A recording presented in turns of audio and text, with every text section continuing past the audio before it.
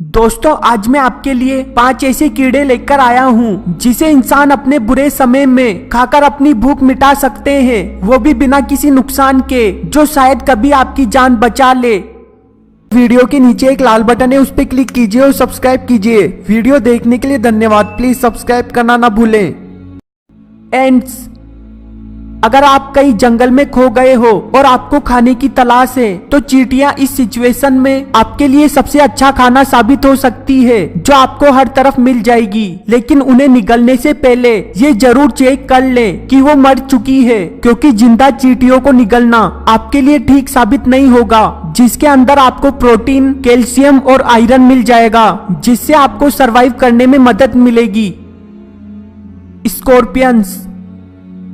दुनिया में कई ऐसी भी जगह है जहां पर लोग बिच्छुओं को खा लेते हैं। उन्हें इस जानवर से डर नहीं लगता, बल्कि बिच्छुओं को इंसानों से डर लगता है, क्योंकि ये उन्हें पकाकर खा जाते हैं। चाइना के लोग बिच्छुओं को ब्रेड के ऊपर सॉस लगाकर खा जाते हैं। वहीं थाईलैंड के लोग बिच्छू का कबाब बनाकर उसे लकड़ी पर टांग कर बेच देते हैं।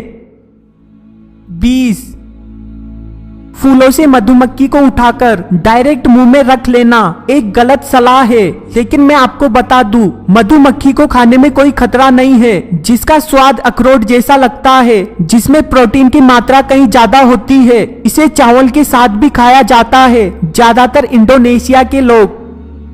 कॉकरोचेस। ज्यादातर लोग कॉकरोच से डरकर उनसे दूर भाग जाते हैं, लेकिन दुनिया के कई हिस्सों में कॉकरोच को हेल्थी फूड के रूप में देखा जाता है। चाइना के लोग इसे तेल में पकाते हैं ताकि वो उन्हें क्रंची और यमी लग सके। कई लोग इसे दवा के रूप में खाते हैं, ज्यादातर दिल की बीमारी वाले लोग। क्रिकेट्स।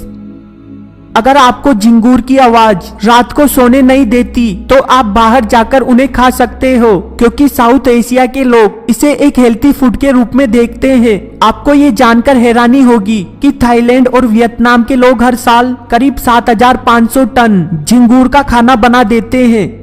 दोस्तों, क्या आप वेजिटेरियन हो या फिर नॉन वेजिटेरियन? कमेंट करके जरूर बताना, और जाने से पहले वीडियो को जरूर लाइक कर दें। वीडियो के नीचे एक लाल बटन है, उस पर क्लिक कीजिए और सब्सक्राइब कीजिए। वीडियो देखने के लिए धन्यवाद। प्लीज सब्सक्राइब करना ना भूलें।